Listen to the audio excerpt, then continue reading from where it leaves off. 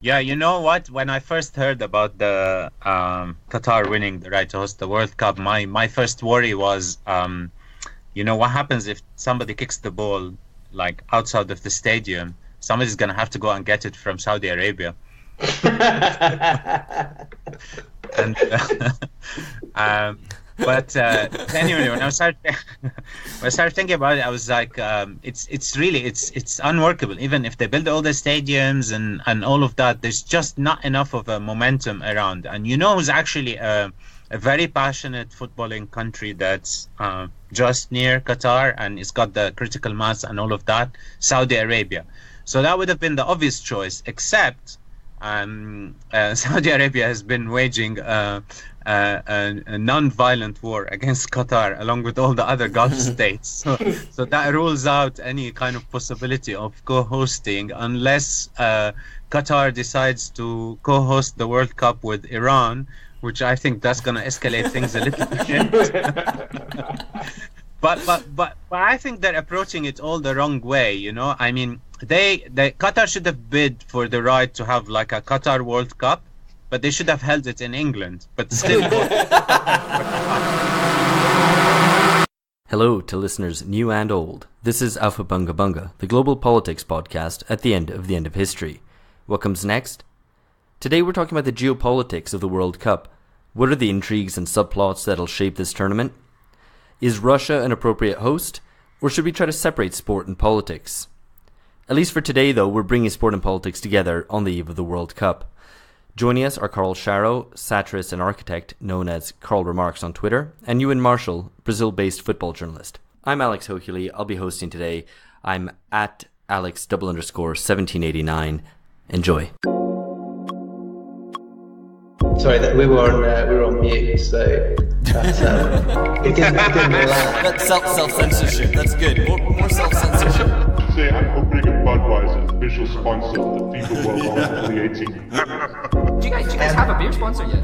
Budweiser, official sponsors. Nice. It's pretty good. I'm gonna include that, but I get sued.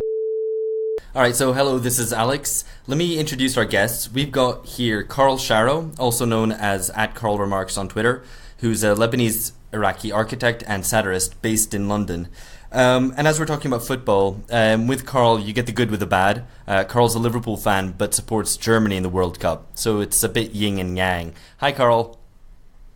But you forgot to mention that I only support Germany after England goes out of the tournament, which is usually after the first one.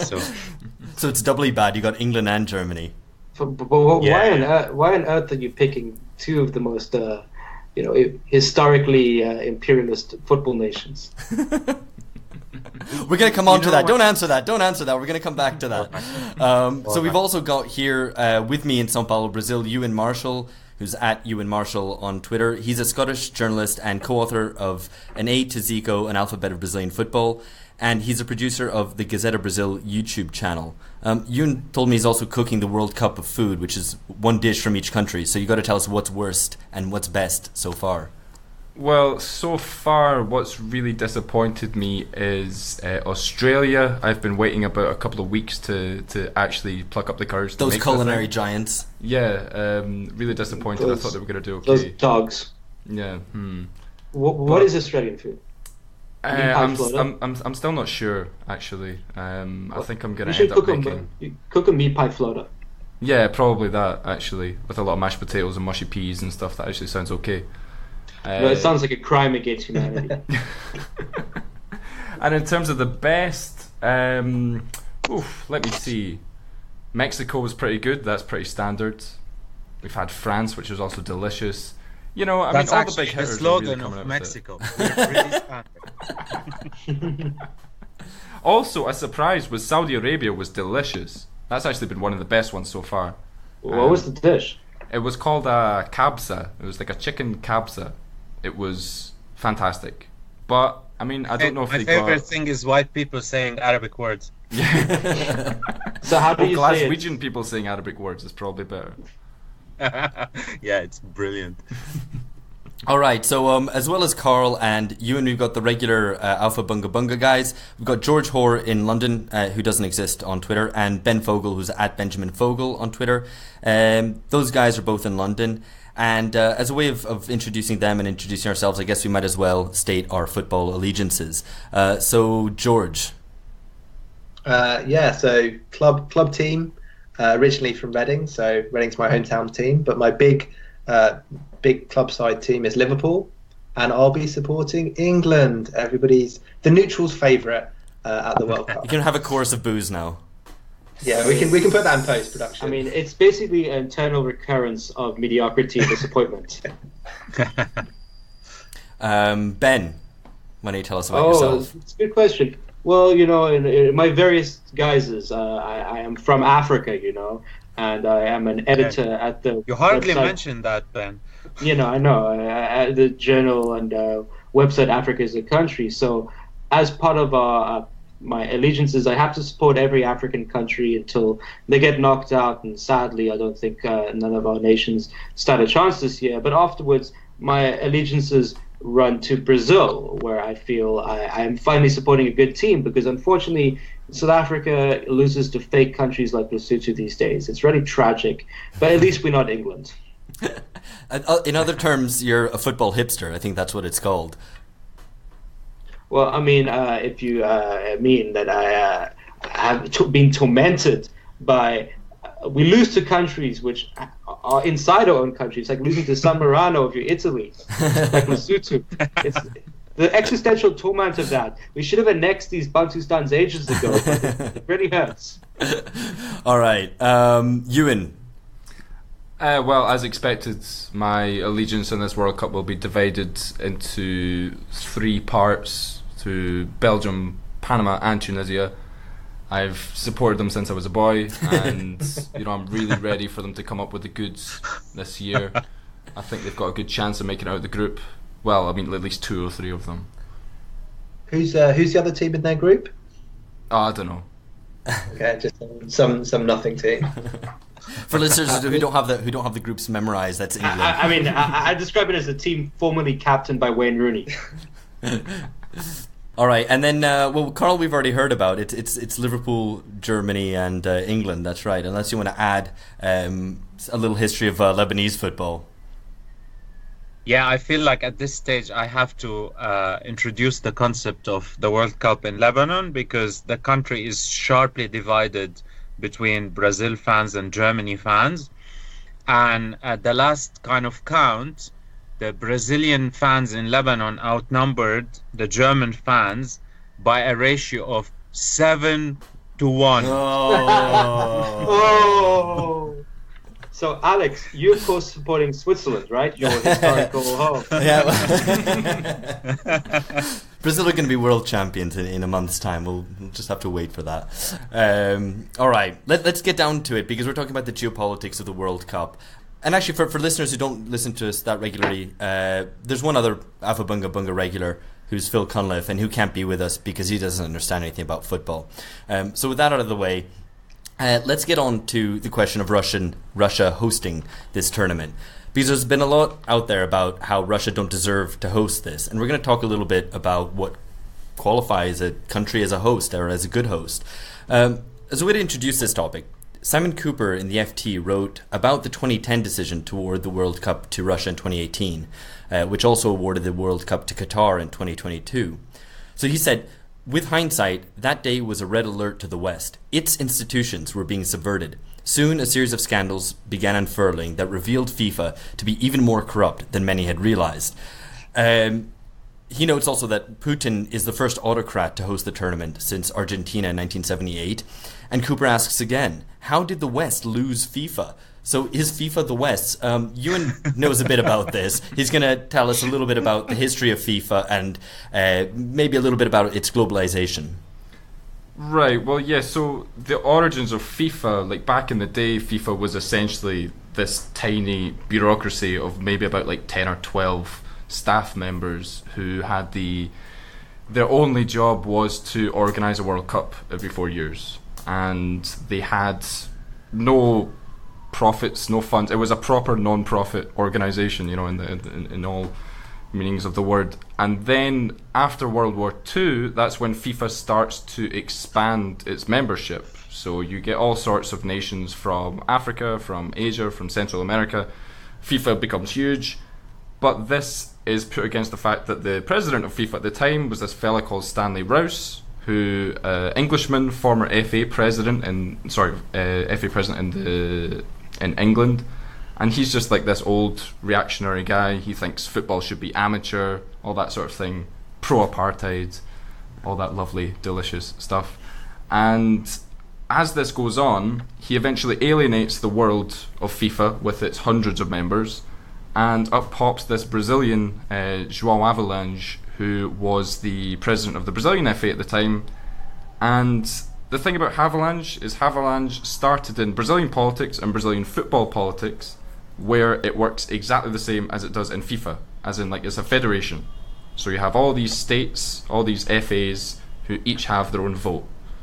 And FIFA was designed in that kind of structure as well after the Second World War. So Avalanche comes in around the 70s. He decides, this is a given. I can just go around Africa, I can go around Asia, I can promise them all sorts, and, I'll win this election, I'll take over FIFA. And he did. He won by a landslide. And that is when FIFA, as we know it today, or football as we know it today, really begins. Because it becomes a global game. Avalanche sticks to his promise. He brings African teams into the World Cup. He brings Central American teams in. So those changes you could say that those changes hit world football like an avalanche. So it's kind of like an anti-colonial rebellion against the British imperial control of the game. Essentially, yeah. Well, because you had the Europeans, led by Stanley Rouse, they only tolerated the South Americans because they were really, really good at football. They hated everyone else all around the world. Stanley Rouse said that he would basically, it was one of the worst things possible, this idea of African teams playing in the World Cup, because they were rubbish, in his words. But so Avalanche does this. He does make the game global, and he turns the World Cup into what it is today, which is this huge money-making machine.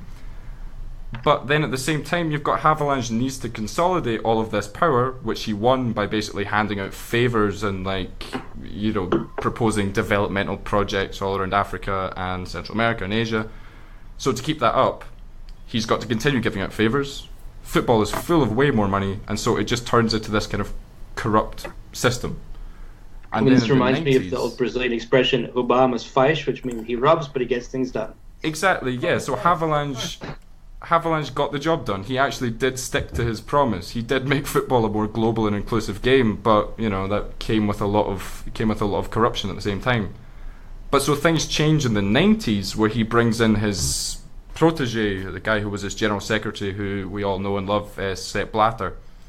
Who Blatter essentially learned the tricks of the trade under Avalanche for ages, but when he came in, FIFA just became this even more kind of grotesque, corrupt organisation. There was no kind of pretense to even cover up their corruption and dodgy dealings with developmental projects. They just created this little opaque state inside Switzerland, and that's essentially where we are now. Right, and so so it gets awarded as part of this broadening out of the World Cup and the rotation of the tournament around different continents. You had South Africa in 2010, you had Brazil in 2014, both of which saw protests around the hosting of the World Cup. And now you've got it in Russia. Russia's a big country, it's got a footballing history. On face value, you think, why shouldn't it host a World Cup? But just to give the other side of the thing, and I'm going to come to Karl for a comment on this. So just to give one example, one article, and this isn't a footballing website, so this is a sports website dipping its toe into kind of political commentary, describes Russia as a nation that has in the last decade invaded multiple countries, illegally annexed territory, led insurrections in border nations, murdered opposition journalists, and denied rights of the LGBT community. Oh, and that whole US election thing has yet to be sorted out. Wink, wink, in the most obvious possible way. But, in 2010, when Russia were awarded the World Cup, there was a lot less of this sort of thing. Putin, when it was awarded, said, you can get to know Russia. It's a unique country with a long history and a rich culture. Not bad at all. That's a direct quote from Putin. Pretty good. So, I mean, Karl, should Russia host the World Cup?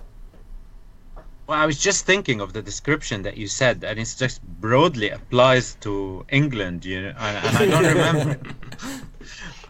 And denying people, LGBT people, their rights, that's a kind of a historic tradition over here, occupying other countries, invading other countries. And I don't remember anyone at the time of the 2012 Olympics saying London shouldn't have it because Blair invaded Iraq. So,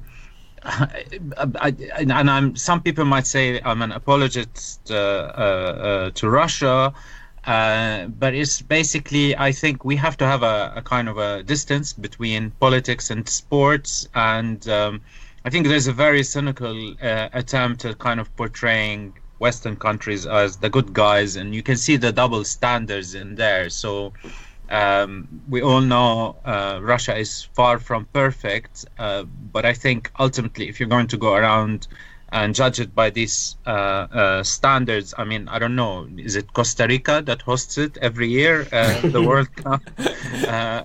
Who else? Come on, Scotland, surely. Yeah, you were the heart of British colonialism. Hey, we had Mandela. We deserve to host it. Only once. Yeah, I mean, but this is the thing, right? The accusation against Russia and the idea that Russia shouldn't host it is that it's engaging in sports washing, which is a terrible term, but it's basically using the soft power of sport to clean up one's image on the global stage. But, you could accuse any country of doing this when it hosts a tournament, and there's definitely a certain chauvinism in the way that Euan explained about the idea that the West somehow owns FIFA and that the West should have a monopoly on organizing things and deciding how things are run. But I think the funny thing about this sports washing notion, I'm coming to George or Ben here, whichever one of you, is that there hasn't been much attempt by Russia to counter that narrative. So you've got this Western narrative that, Russia is a cesspit of authoritarianism, war, suppression of rights, and so on. But, you haven't really seen a counter from Russia. So the idea that it's sports washing, who's it convincing? Well, I mean, I think I have two comments on this. One is that it's very easy for the Yankee to criticize this World Cup and go on the moral and political offensive against Russia because the losers didn't qualify. Yeah. And that, but more seriously, I really think we should have had a sound effect there because the Yankees didn't qualify. Da da da da da. And you get the sad trombone in. Alex? Yeah. But I mean, more seriously, well, not more seriously because I don't know what more serious this is. I think the Russians know, as we all do, is that we care about football too much to boycott them. And at the end of the day, I think that the football-loving masses that populate the world, especially outside of the West, are not really paying any attention to the sort of Russia's anti-democratic narrative, which I think is really circulating, again, especially in the same sort of demographic that poo-poos football and really sort of wags its finger as reads The Guardian, for instance. So at the end of the day, I think I don't think this has enough circulation for Russia to need to counter it. And more broadly, I think Russia knows that, maybe they're gambling on the fact that if people see the face of Russia through football, it'll be a more humanizing narrative. And I think that's probably a good thing. Yeah. I think that the narrative that's been really thrown out, can't think exactly when it started, because at one point Putin was seen as a modernizing reformer in the West, that Putin is some sort of return to Tsarism or Soviet Russia, and Russia is some sort of rogue state that stands out of exceptional order, which, given the scenes when Trump started historical beef with Canada, the nation that famously burnt down the White House during the G7 proceedings, is kind of a little bit hilarious. But at the end of the day, it's I think the anti-Russian bias, and regardless of what I think of Russia as a state, which I think is probably not a very nice state, quite authoritarian and not very democratic or progressive, is a dangerous thing. And, the last thing I want to see is nuclear armed powers playing, one-upmanship on Twitter. Yeah, And also, go ahead, George. No, I'm not sure that maybe the Russian sports washing has actually started yet. Because clearly they're very they have very efficacious bots, and so maybe they're going to wait, because obviously they did Brexit, they did Trump, so they're going to wait until the tournament actually gets underway, and then suddenly things will start appearing in your Facebook. Isn't it going well? Hasn't Russia done such a great job? So maybe they're just a bit more subtle about it. Well, I mean, maybe Russia doesn't feel the need to prove anything after their fans showed up England during the last European Championship. reference to the hooliganism there, in case people didn't catch that reference. But I mean, just in terms of whether a World Cup should happen, I think it's notable that only once as a host lost the right to host it, and that was Colombia in '86, which was due to a civil war.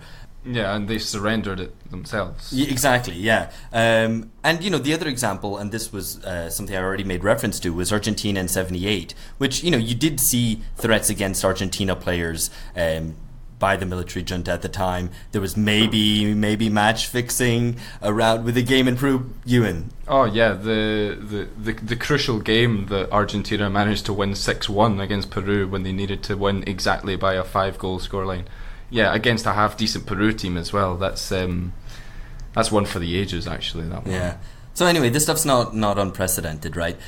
So I guess if we're all agreed that it's kind of ridiculous that Russia should be denied to be a host, what is a criteria for a host? What does make a good host? And I'm thinking, looking forward to Qatar in 2022.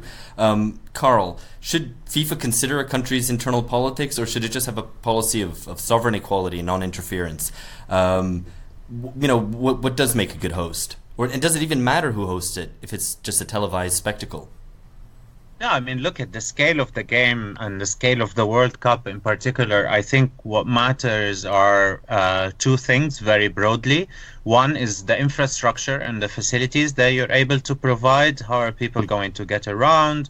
Will there be enough capacity? This is one set of considerations. And the other one, I think it has to be a nation that, let's not say, but not a particularly spectacular footballing history, but at least with a passion for football. And by that measure, I think, holding the World Cup in a place like Qatar, that's pushing it, but purely from the perspective of will you have enough of a culture around it to create that sense of atmosphere. But aside from that, I mean, legitimately, if you're going to go around scoring nations on their moral and political achievements, as I said, there'll be very, very few, if any, countries are eligible. But also, it's very laughable that you'd expect FIFA, one of the most corrupt organizations in the history of humanity, to actually be an educator of who's got the kind of the moral credentials. It's just absolutely laughable. So I think we must always argue for this separation between politics and sport, as much as it remains an unattainable ideal. But you don't actually do football any favors by cynically employing it in these political wrangles. So, and I think we should stop using the World Cup as a kind of moral or political point scoring system. And there's what happened to the Olympics in the 80s and things like that. Ultimately, what lost is sport lost, and I'm completely for keeping politics out of sports, except in this podcast, obviously. otherwise there would be no need whatsoever for us to be having this conversation. This is, of course, it reaches a perfect union right here. So that's interesting. But Karl, I wanted to come back to something that you mentioned, which was in relation to infrastructure. You're an architect, so I did want to ask you about the way that FIFA puts requirements on its host nations to build stadia, to develop infrastructure, and how we sort of think about that. I mean, just to give a little bit of backdrop, some FIFA requirements include things like all stadiums must have 35,000 seats or more, and I think something like 60,000 for the opener and the final. And it leads to things like the St. Petersburg Stadium, which has been renovated now, came in 540% over budget, which is just a little bit of overspending. And you get new grounds which won't be used by top flight teams, which won't be filled out. So even when they withdraw some of the seating that they've put in for the World Cup, you still end up with a 25,000 seater stadium which gets 3,000 regulars for club football every week. I think 5 new grounds won't be hosting top flight football next season. Do you think this is a serious problem, Karl? And what is to be done about that? I have a second question. Does Qatar even have 35,000 people? No, but not at the same time.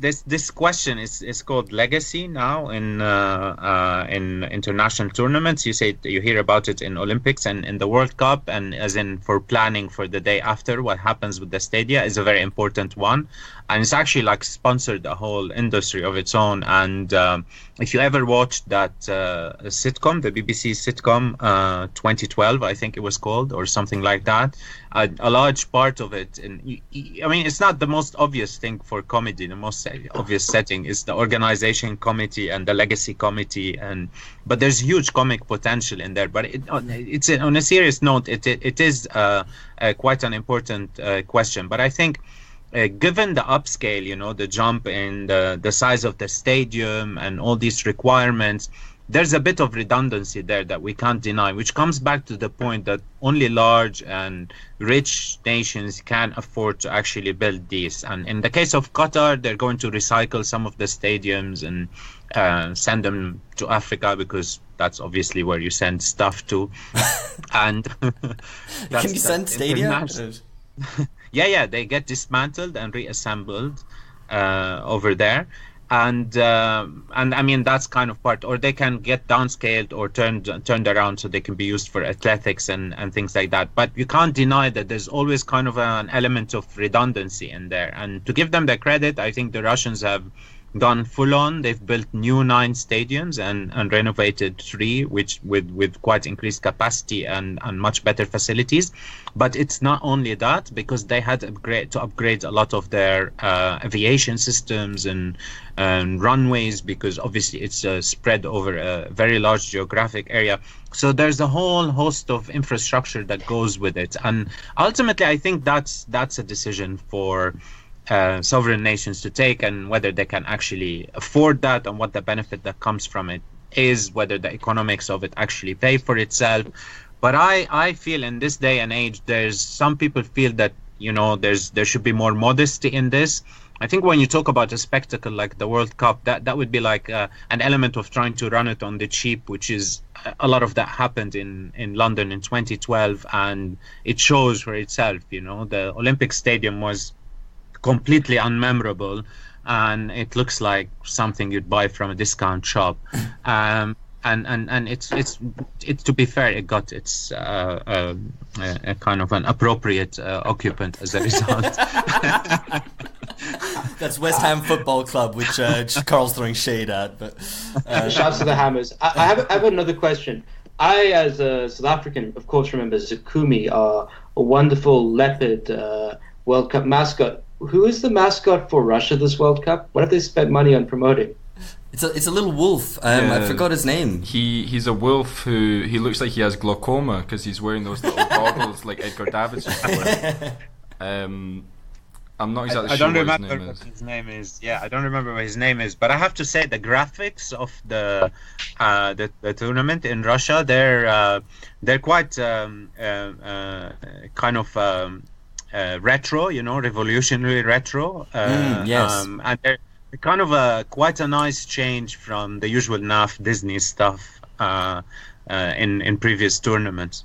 No, that's right. I think Zabivaka, which is the name of, I don't know if I've pronounced that at all correctly, but Zabivaka means the one who scores in Russian. That's the little wolf with glaucoma, who's the mascot, who is sticking with a Disneyfied sort of aesthetic. But you're right, Karl. I think that the posters are actually lovely. We're going to come back to some more of these trivial aspects, but I did want to come back to what about the hosting question and look at Qatar next time, because they're maybe going even to expand it to 48 teams. Maybe we'll, as a consequence, have to bring in co-hosts from other Gulf states. I mean, we've already commented a little bit on this, but Karl, as our Middle East expert, I'm going to turn to you for comment on with the seeming absurdity of Qatar hosting a World Cup, and in November to add. Yeah, December actually, no? Oh, yeah. Yeah, it's a Christmas World Cup. Yee-hee! It's double Christmas. Yeah, We're gonna exactly. have a World Cup Christmas carol. Yeah, you know what? When I first heard about the Qatar winning the right to host the World Cup, my first worry was, what happens if somebody kicks the ball like outside of the stadium? Somebody's gonna have to go and get it from Saudi Arabia. And but anyway, when I started thinking about it, I was like, it's really unworkable. Even if they build all the stadiums and all of that, there's just not enough of a momentum around. And who's actually a very passionate footballing country that's just near Qatar and it's got the critical mass and all of that? Saudi Arabia. So that would have been the obvious choice, except Saudi Arabia has been waging a non-violent war against Qatar, along with all the other Gulf states. So that rules out any kind of possibility of co-hosting, unless Qatar decides to co-host the World Cup with Iran, which I think that's going to escalate things a little bit. But I think they're approaching it all the wrong way. I mean, Qatar should have bid for the right to have like a Qatar World Cup, but they should have held it in England, but still World Cup. So instead of actually like building all these stadiums and facilities, they could have just rented the whole country. I mean, literally like all of England, and that would cost them like one day's output of petrol or whatever. And they could have just rented the country for a month, or just all on holiday, or just at the stadiums. stadiums. One stadium in Manchester. Well, just host it at the stadiums of the clubs that they already own in Europe. It's done. To talk about, just finally, before we move on to some of the subplots of this World Cup, the 2026 World Cup will be decided tomorrow. We're recording this on Tuesday the 12th, so that'll be Wednesday the 13th. So lucky listeners will probably already know the outcome. So let's refrain from speculating too much so as not to make asses of ourselves. But the competition basically comes down to Morocco and a North American bid led by the USA, but which will also involve host cities in Canada and Mexico. You've got a little bit about Morocco, right? Because they've tried to host this before. Yeah, they've tried many times. And I think I'm about to embarrass myself by saying that they will not be awarded the World Cup in 2026. Arguably Morocco is a much more interesting candidacy than the United States, Mexico and Canada, because, obviously the United States have had it before, Mexico have had it twice. And bringing it back to Africa might be quite interesting. But what about poor Canada? Canada need its own World Cup. But that means they're going to qualify, and if that's taking a space that Scotland you're not going to get, then I'm completely against that. How can they even have that sort of joint bid when the trade war is about to start? Well, exactly. Well, that's another thing about the separation of football and politics, So Morocco have bid for the World Cup, I believe 4 or 5 times in the past, and they've lost every time. And every time they do bid, it's always surrounded by some sort of hilarious vote buying scandal.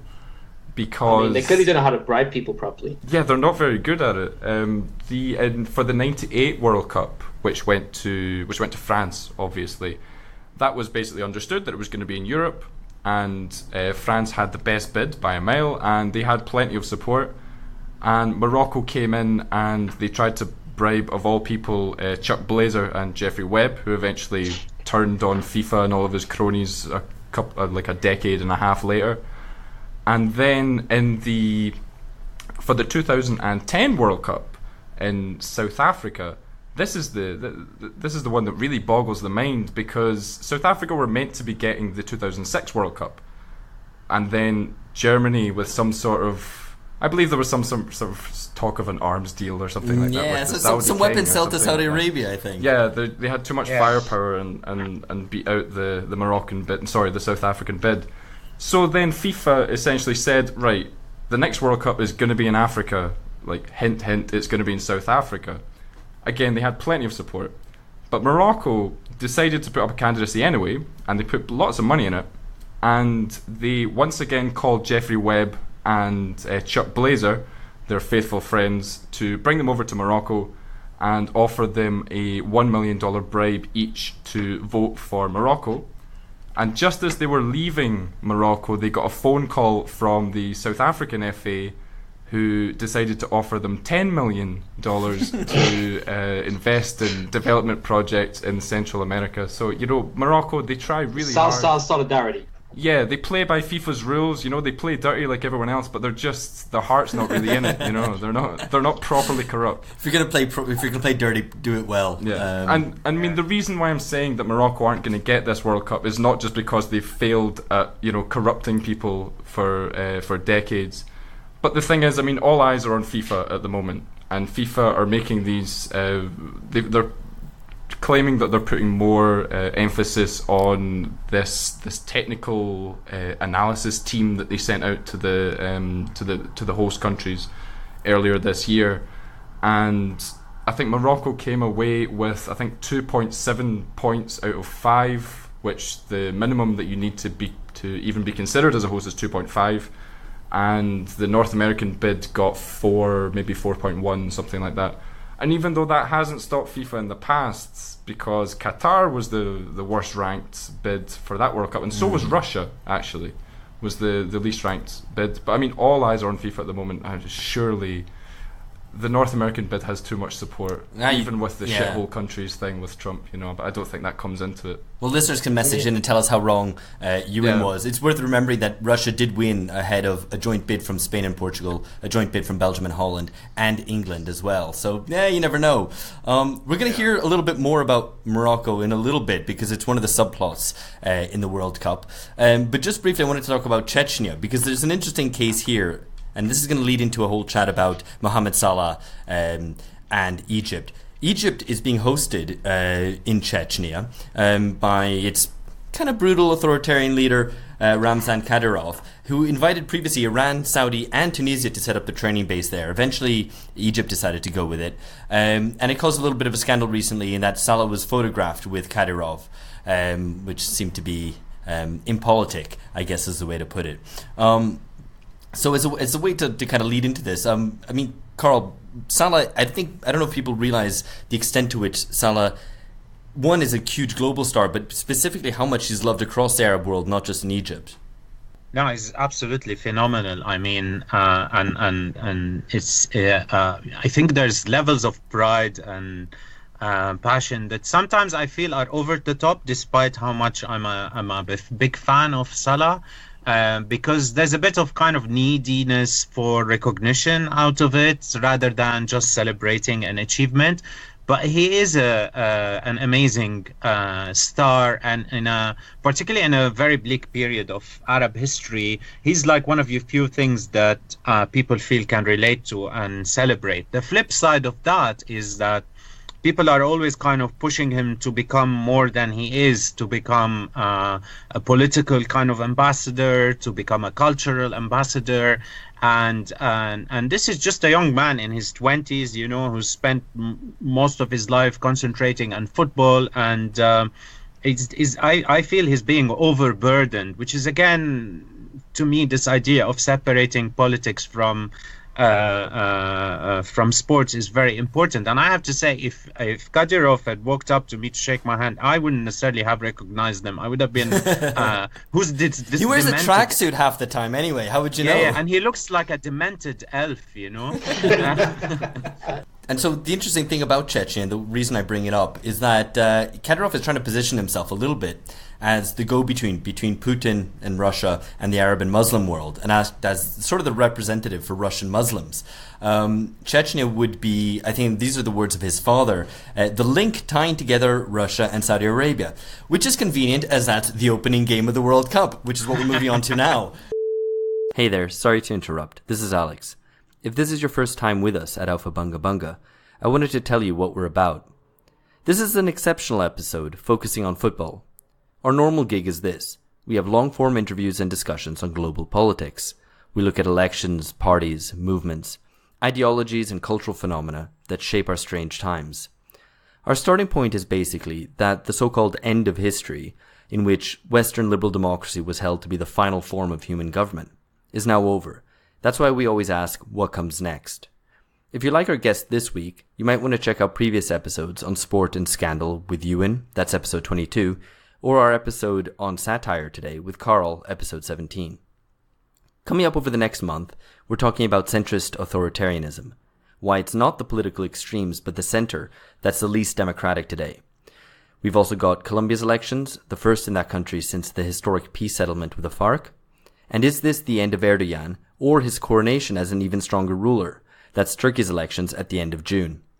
If you like our stuff, please subscribe, share it, and tell your friends. And now back to the geopolitics of the World Cup. So on to Russia versus Saudi, which is most likely the worst opening game in the history of the World Cup. And part of the reason for this is that up until 2006, you had the defending champion opening proceedings.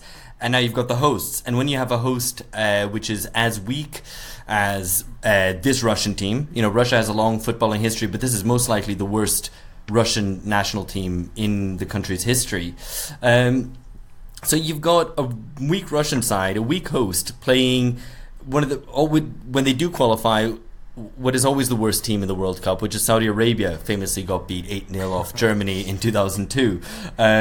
So aside from Kadyrov, you know, you've also got other geopolitical sort of backdrops to this, which is you've got Russia and Saudi being on the opposite sides of the Syrian civil war.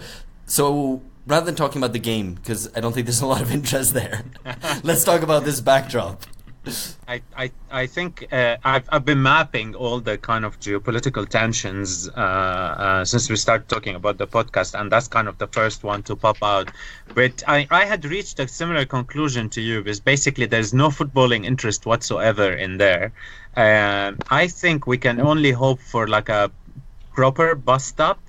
And then maybe the crowd joins in and becomes like a spectacle, but without anybody getting seriously harmed, obviously. and I think kids don't try this at home. And I think this is really, you know, the best you can hope for. And it's kind of what I call it, the Zidane effect, you know, the Zidane moment, when the football isn't working, just kind of like headbutt someone. And I'm hoping, again, without any kind of unnecessary violence, but I'm hoping for some kind of bust up along those lines. But it's going to be like the beginning of a number of historic confrontations along geopolitical and historical lines that hopefully will come to it. I think the reconquest of Andalusia and the capturing of Ramos and taking him back in chains to Cairo to be displayed and hit with flip-flops by the entire population of Cairo. Well, so I did want to ask exactly on this point. After what happened to Salah in the Champions League final, where Ramos dislocated his elbow, Egypt aren't in the same group. They could potentially meet in the last 16 round, but could Morocco maybe do Egypt a little favour and get revenge on Sergio Ramos for Salah? I think that's on the cards. If it were Algeria, they'd probably just lose out of spite because they hate Egypt. But Morocco has a better relationship with Egypt, and they also, both countries kind of are, let's say, in the Saudi orbit, the orb, and more importantly. More importantly, I think a lot of people don't recognize, you know, the historical hostilities. I mean, Spain occupies Moroccan territory, and there's lots of basically Andalusia. I mean, you could say this matchup is pretty Moorish. Slow clap. Sorry, Alex. We didn't catch that. Yeah, but how can you describe this? It's pretty Moorish because you don't need to explain it. Everyone's already switched off. Don't explain the joke. I mean, you know, at the same time, we should also remember that the Spanish Civil War began from Morocco. Care to tell us more? Well, Franco was in Morocco during when the Republic was declared, and the invasion of Spain, which triggered the Civil War, came from Morocco, led by Franco with the colonial division. So I'm just saying. All right. Wow. I Good didn't factor know that. then. More beef to be had there between Group A rivals Spain and Morocco. To move on to another, to stay with that's Group B, but Group A, is there an Egypt-Saudi rivalry we should be aware of? And is that going to spice things up in that game, which is also not the most appetizing of fixtures? Karl. Yeah, it's that actually I think might be good in a footballing sense, because the teams are kind of not on very different levels. And even though kind of notionally Saudi Arabia and Egypt, they're politically kind of close in the current moment, but there's lots of frictions, especially for the Egyptians, that they see themselves, the expression goes, Masr Dunya, Egypt is the mother of the world. And they see themselves as, the kind of the established aristocracy of the Arab world, and the rest of us are just imposters. So that's going to be definitely a very hot one, albeit not for very explicit and obvious geopolitical reasons, but for much kind of longer Arab sibling rivalry. That's interesting. Didn't Egypt also have a... under Nasser, they tried to start a sort of united Arab republic, which led to a confrontation with Saudi Arabia? Yeah, and they also, there was another war in Yemen in which both countries were involved. So there's a very long history in the Nasserite era of confrontation. But the kind of now broadly politically, there's kind of after Sisi took power, there was a lot of help from Saudi Arabia for him, and he's still seen on their side. Although when it comes to Syria, they don't see eye to eye, so it's a bit more complicated. But historically, there's definitely been much more kind of clear political confrontations between the two. And not to kind of over elaborate the point, there was the camp of the kind of the young republics and the camp of the monarchies, which the republics were led by Nasser, and the kind of the movements of national liberation, whereas Iraq at the time and Saudi Arabia were obviously much more conservative royalist regimes. I mean, Salah could get revenge for Nasser. That could be stretching the point a little bit. One final thing from that broad region of the world. One little story that's come out in the past couple of days is that Iran may have to play shoeless, or at any rate without their usual Nike football boots, because Iran now don't have access to Nike football boots because the company has to comply with the US sanctions of Iran, which is a mad little story. And you just think, well, I mean, they couldn't, one, they're giving them for free because they've got a deal, and worst case, couldn't they just buy some Nike football boots? I mean, and also, just don't forget, the Americans didn't qualify. Well, exactly. So this is the US getting their own back, perhaps. Stealing Iran's shoes. Which is, by the way, if you wanted in the Arab world, if you wanted to get back at someone, you'd wait for them to go in the mosque and steal their shoes. So that's like, it's almost Trump is going out of his way to like choose a culturally appropriate insult. Who knew he was so culturally sensitive? Yeah, exactly. Yeah, I totally read that out. But seriously, on a serious note, I think the two kind of missed opportunities here is that Iran and Saudi Arabia weren't drawn in the same group, and the other one is that the United States didn't qualify, where there could have been any number of countries they could have met. The US, Russia would have been a really interesting one. Yeah. So yeah. Yeah, and it would have helped out planning this podcast a great deal. So thanks a lot, Yeah, USA. absolutely. I mean, But we have. Sorry, go ahead. I was going to say, I mean, an England-Russia would have been nice too. Yeah. Yep. This is what I was going to say. I think it's like now that the US hasn't qualified, the leadership of the free world has fell back onto the shoulders of England. I can see no more kind of capable person to lift that kind of civilizational burden than Harry Kane. Well, at the head of the White Army, charging into Russia. Yeah, exactly. I mean, and the Churchill role is played by Gareth Southgate. The great orator. Right, so we're going to come back to a couple final little bits in a second, but we do have to talk about Brazil, because I'm sure listeners are interested to know how it's being received here. Karl made unfortunate reference already at the beginning to the 7-1, and we can't avoid it. So I'm going to come to Euan. What's been the fallout from that 7-1? You were here during the World Cup 2014. Are people excited now? What's the evolution of the team been like? All this kind of stuff. Well, there was a opinion poll that came out today, which this particular polling institute always runs before the World Cup, asking about the interest of Brazilians in the World Cup. And for the first time since they've started doing this, over 50% said that they had no real interest. They weren't really looking forward to the World Cup. And even though I think this has been overplayed a little bit in Brazil, people are saying that, our streets aren't being painted, which was an old kind of tradition for the World Cup in Brazil. Everyone's saying that people aren't that up for it. But I think there is definitely a bit of kind of reticence and perhaps a bit of disinterest from a lot of people who were formerly fans of the Brazilian national team, but now might not even cheer on Brazil, but they'll probably watch the World Cup anyway. I think in terms of the 7-1, in terms of their actual chances of coming back from that and maybe winning the World Cup, I think if you're a football fan and you're Brazilian, you have to realise that Brazil have an excellent chance of winning this World Cup. But speaking to Brazilians on the street, like literally the only person who was born in Brazil who thinks and will say in public that Brazil are going to win the World Cup is sitting right across from me now. Hiya, guys. Like no one else dares to say it.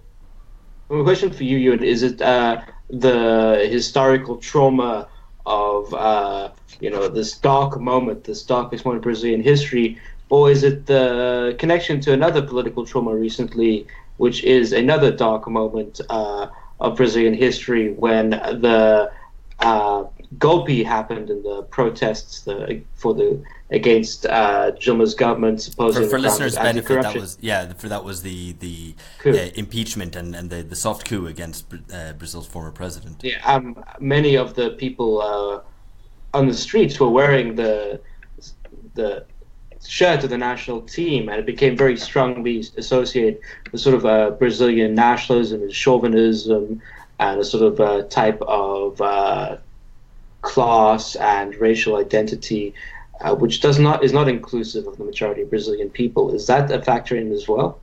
I definitely think it is. I mean, in the last few World Cups, we have seen that the support for the Brazilian national team is going down a bit, and that was previously due to the Brazilian FA, the CBF, basically being shown to be the complete corrupt people that they actually are. And the public, picking up on that, slowly just started to lose interest. But now this has definitely brought in this extra element, especially to those on the left who follow football. As in, like, it's a bit embarrassing to kind of leave the house wearing your Brazil shirt now if you're, at least slightly left-leaning. Yeah. It's not really the done thing. And with the majority in the country thinking that believing that impeachment was a coup, which it was, for a lot of people it is identified with those protests. In 2015 and 2016, you couldn't wear a Brazil shirt without it being associated with right-wing, supposedly anti-corruption protests. And I don't know to what extent things have come around, and maybe we've gotten past that. It's questionable. I've seen lots of stuff on Facebook where people are selling red shirts with the CBF emblem and sometimes a hammer and sickle on it as a kind of alternative Brazil kit with the red shirt. On the other hand, I'm all for claiming back Brazilian national symbols and not letting them be completely co-opted by the right. So, or I mean, you could always just wear a blue shirt, which is the other alternative, a happy compromise. And Temer, the most unpopular president in Brazilian history, whose approval rating, which is probably less than 2% right now, perhaps he could be like the Dunga of Brazilian football, of course referring to their manager during the last World Cup, and be removed soon as well. Well, the interesting thing is that since Temer took power, the Brazilian national team has actually just gotten really good all of a sudden. So you've got a theory about this, because maybe Brazil can't win under a left-wing government or a centre-left government, right? I think the last time Brazil won the World Cup was in 2002, which was under Fernando Henrique Cardoso, who's a centre-right politician. 94 was José Sarney. 70 was during the military dictatorship. 62 is the only exception, where you're under João Goulart. So that's just 1 out of 5. And in 58 it was Juscelino Kubitschek, who was just this kind of centre-right kind of pork barrel politics man. So I mean, perhaps he was a national developmentalist. That's exactly okay. So maybe that's it. Maybe that's the one tiny silver lining for Brazil and Brazilians right now, that Brazil might win the World Cup, because we've finally got a right wing government again. Lola couldn't do it. Yeah. Exactly. Can I say about Temer though? I just want to kind of as a Lebanese mention as a Lebanese how proud we are that a Lebanese person has taken Lebanese corruption to an international level, and this, in many countries you have a hall of fame for like famous sportsmen and sportswomen, and we have a hall of fame for corrupt politicians that make it on the international scene, and Temer is right at the center of that. It's the national pride in the levels of corruption and authoritarianism. I mean, I referred earlier to the phrase "Obama's fire, she rubs to get something done," which is also coined in reference, or by, depending on who you ask, another Lebanese immigrant politician in Sao Paulo, Ajamir Jibahos, in the 1950s. And also Paulo Maluf later on. Who was mayor of Sao Paulo, another famous Lebanese politician. So thanks. Cheers, Karl. Euan and Alex, I have another question about maybe the symbols of Brazil. For me, I mean, normally football team mascots are not really thought of during the World Cup, but I feel this year is an exception. Carajinho Pistola, the angry little canary, the new symbol of the Brazilian national team, which refers to the Brazilian mascot, who was rejigged in order to make him look more masculine and assertive after the canary was responsible for the 7-1 defeat. I see Brazilians have really embraced this new symbol. What are your thoughts on it? Well, I remember the first time he was paraded out with the Brazilian national team. It was at the end of the Dunga reign, so it didn't really fit very well. Everyone was really annoyed with the national team, and they weren't playing very well. They wanted to get rid of the manager, and then this comical mascot turns up, who is a really, really pissed off yellow bird, and it just kind of it just made things even worse, But I mean, we're talking about a canary, which is never going to be the most intimidating animal in the world. Yeah, and but you've got to see him. You've got to see him. He's really pissed off about something. I don't think anyone's found out exactly what he's upset about. Well, it's kind of a vengeful canary who's coming into this to avenge the 7-1. I think that must have been the design inspiration behind it. The big story is that he is he's a bit of a political prisoner at the moment, because he's actually not allowed to come to Russia and walk out with the Brazilian national team, because FIFA fear that, because obviously he's such a great mascot and he's so funny, that he will take space away from their wolf with glaucoma, who they need at center stage at all times. This is how Russia brainwashes people. They take political prisoners, and they don't let their mascot don't let the mascot show up. Two last little bits. Is VAR going to ruin the World Cup? This is the video-assisted refereeing, which are introducing this World Cup. Is it the justice that we also sorely crave when our team gets cruelly denied by an incorrect refereeing decision? Or is it a vain desire for justice, which can never really be achieved? George? I think it's just going to be annoying and boring and string out a lot of decisions, which is how we've seen it used, and there's going to be some kind of fake controversy. It's just basically going to allow people to talk about VAR, not the football, in the aftermath. So I'm not very positive. Also, England, you're not very positive in general, George. Well, as an England fan looking forward towards the World Cup, you have to moderate your views. But what happened when England last played Germany? If there'd been VAR, there might have been a goal Lampard that have been allowed. But then looking a bit further back, the only bit of international silverware that we've won might have been taken away by a non-goal. So didn't go in. Do you consider yourself as a member of another great British political tradition, a Luddite? A Luddite? Yeah, well, to a certain extent. If you're, you need to respond to the technologies which oppress you by both attacking the people who oppress you and the technology simultaneously. I'm not sure that VAR is the loom of the 21st century. But no, I don't know. I think I'm not particularly enthusiastic about this. It just slows up the football, doesn't it? But I think you're missing the big VAR angle over here, because we talked in the beginning how Russia's going to exploit this, right? And everybody's kind of trying to figure out how they're going to do it. And my own theory is basically there's going to be a very controversial VAR decision, after which the centrists are going to say the VAR was hacked by Russian trolls. Right? And it would be like another of Putin's 3D chess moves, untruths. He will kind of like, in a kind of a fit of Baudelarian kind of simulacrum, he's going to kind of present this simulated reality, and it'll be like the third episode of the Brexit Trump England goes out of the World Cup because of Russian trolls hacking VAR. Fake replays passing on your screen, showing things that didn't happen. Exactly. And also, judging from the quality of the Russian bot propaganda during the last few historical incidents, it will be a very poorly photoshopped replay. That it'll be like sort of like very pixelated. Yeah, it'll just be a wee guy playing like FIFA 99 or something like that.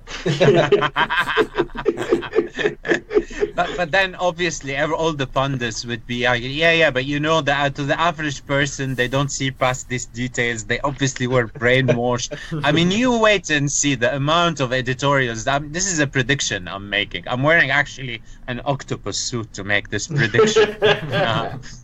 This is going to be the big World Cup story, how Putin hacked the VAR system. Are you actually predicting that if Russia score one goal, that goal will be shown from all different angles, like apparently North Korea's goal in the 1966 World Cup, to show that Russia basically wins all of their games 3-0 with a eerily similar goal? Yeah, and it would be like back to the theme of like this being the modernist kind of World Cup. It would be like experimental cinema, like Eisenstein. You get the same cut repeated over and over. That there's something in there. All right. So from predictions, we should move on to close up and make one from everyone. He's not playing this year. He retired. That was brilliant, Karl. But yeah, so predictions on who's going to win and what you'd like to see happen in this World Cup.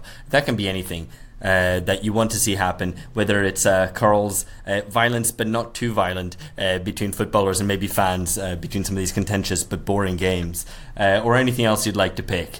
I'm going to come to Euan first. Well, so who's going to win? I would think we're between Brazil and Spain. That might even be the final for me. I would prefer Brazil to win that. What I would like to happen in the World Cup, right, so, all biases aside, I would like to take this exciting young English team, more representative of the kind of English society, young talented players, and I would like to see their souls completely crushed by a 3-0 loss to Panama, so that they're spoiled for all future national team football. All right, who's next? George. So I'm still recovering from that, from what Euan said. No, who do I think is going to win? Yeah, I do think Brazil have a really, really good shot. You can never discount Germany. If they can afford not to take Sane, they must have an amazing squad. But their form is terrible. But I'd go for Brazil. And what do I want to happen? Well, I recently suffered a cycling injury, so I'll be watching I think pretty much all of the matches of the World Cup, and I just want to see some beauty. I want to see Yeah, that's the most convenient injury ever. I'm kind of envious. Yeah, it's a genuine injury. But I've been rereading Soccer in Sun and Shadow by Eduardo Galeano, which is absolutely fantastic book. And it just made me think, I just want to see one or two in all of those hours of watching, one or two moments of genuine beauty that football can deliver, but it never does. But that's what I'm hoping for. And I'm not hoping for that from England. That's just too much. All right, Ben. Well, I think Carlinhos Pistola is going to lead the Brazilian national team to glory. I think they're the most settled and balanced team in the World Cup, with a squad which has depth, character, and the best manager in the tournament. In terms of things I would like to see, there's a number of things. I mean, Euan's repeated one of them already to me. I would like to see a African team progress with dignity, grace, and style into the upper echelons of the tournament. And I think I'd probably also like to see, at one level, this maybe is idealistic, some sort of normalization of relations with Russia during this tournament. And I think finally, I would also like to see Ramos carted off in a stretcher early on in the tournament with a face which looks like he's really thought about his career and his misdeeds, and he's learned his lesson. Excellent.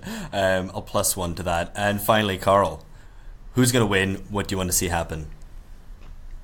Well, part of me wants Germany to win so we can get 5 trophies like Brazil. And again, this is not footballing thing. It's a culture Lebanese thing. This is the kind of the deepest fissure within Lebanese society. And in fact, I think the most extreme Brazil fans in the world anywhere now are in Lebanon, and it's kind of this descends into fist fights and battles and confrontations in Lebanon, and often with weapons. So that's a very deep fissure with Lebanese society, and I would really hope for Germany to kind of equal Brazil's number of World Cups, but I don't think it's going to happen. I think it's probably France is going to win, kind of carried to victory on a Jupiterian wave of arrogance generated by Macron's ego. It's just going to propel them to victory, because you can see one of those moments when this little twerp, everything is going right for him, and he thinks he's the center of the universe, and true to form, it's just going to be a reaffirmation of his expanded ego. So I'm calling it for France. And what would really like to happen, and there's been visions of this before, it's for Egypt to qualify so they can play Spain in the second round. I don't want them to win. I just want Hijazi to just go straight into Ramos, and I don't want to be arrested for this, but let's say that will be the end of his footballing career, preferably. And I understand this can be arranged in Russia, allowing us to take him back into chains, and I don't want to labor the point, so he can be displayed in public in Cairo for all occupants of Cairo to come and hit him with a shoe, which is, don't know this, in Arab culture, this is considered offensive. Excellent. All right, thank you very much, Karl. Before we go, Alex, we need your prediction and your thing you would like to see. We can't let you start. Of course, you want Switzerland to win as a Swiss citizen. No, I mean, look. What I'm really hoping happens is that we get a play-by-play on the World Cup from Donald Trump's Twitter account. I think that would be excellent and really bring a lot of things to light and enlighten the world about football, especially those part-time fans who only turn up for the World Cup. And I think what's going to happen, I've tried to manipulate my brain into thinking about other scenarios where other leading potential candidates for victory this July in Russia or something other than Brazil, but it's not. It's going to be Brazil. That's my prediction and my hope. All right, that's it for us this week. Thank you very much to Karl Sharro at Karl Remarks on Twitter, and to Euan Marshall. I've been Alex Hochuli. We've had George Hoare and Ben Fogel in London. Catch you later. Bye-bye.